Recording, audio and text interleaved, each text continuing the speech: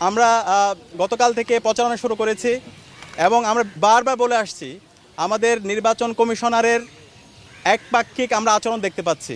আমরা বারবার বলছি একটি সুস্থ ফ্রি ফেয়ার ক্রেডিবল ইলেকশনের জন্য লেভেল প্লেয়িং ফিল্ড এনশিওর করা সেটা হচ্ছে সবচেয়ে গুরুত্বপূর্ণ কাজ। কিন্তু বিশ্ববিদ্যালয়ের প্রশাসন আমরা দেখতে পাচ্ছি একটা ছাত্র সংগঠনকে তারা ফেভার দিচ্ছে।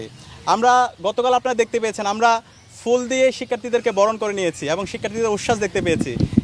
কিন্তু রাতের বেলা দেখতে পাচ্ছি অনেকগুলো গায়েবী নোটিশ জারি হয়েছে। এখন আমরা আশঙ্কা করতেছি কখন যে তারা নোটিশ দেয় তোমরা গোলাপ ফুলও দিতে পারবে না শিক্ষার্থীদের মাঝে। বারবার আমরা যখনই করি, আমরা যখন গতকালকে পেস্টনগুলো দিয়েছিলাম এর আগের দিন কিন্তু নির্বাচন কমিশনের সাথে কথা বলেছিলাম এবং আচরণবিধির কোনো জায়গায় এটা উল্লেখ নাই যে এটা আমরা করতে পারবো না।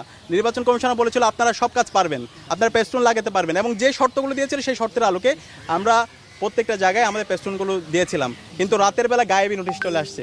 নোটিশ আসার পরে বলছে হচ্ছে এগুলো সব তুলে ফেলতে হবে। তো এই যে সিদ্ধান্তগুলো আসছে এবং ওভারঅল সামগ্রিক সিদ্ধান্ত নির্বাচনের যতগুলো সিদ্ধান্ত হয়েছে এই সিদ্ধান্তগুলো আমাদের কারোর সাথে আলাপ করা হচ্ছে না এবং এই সকল সিদ্ধান্ত একটা ছাত্র সংগঠনের পক্ষে যাচ্ছে। এবং আমরা বারবার বলছি বিশ্ববিদ্যালয়ে যারা নির্বাচন কমিশনে আছেন তারা আমাদের শ্রদ্ধাভাজন শিক্ষক, আমরা তাদেরকে শিক্ষক হিসাবে দেখতে চাই।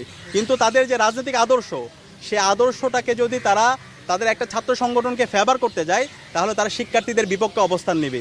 আমরা চাই না ছাত্র বা সে শিক্ষক এই ধরনের কোনো একটা অবস্থান তৈরি হোক, বরং আমরা এই ঢাকা বিশ্ববিদ্যালয়ের ছাত্র সংসদ নির্বাচনের মাধ্যমে বাংলাদেশে আমরা গণতন্ত্রের একটা নজির স্থাপন করতে চাই।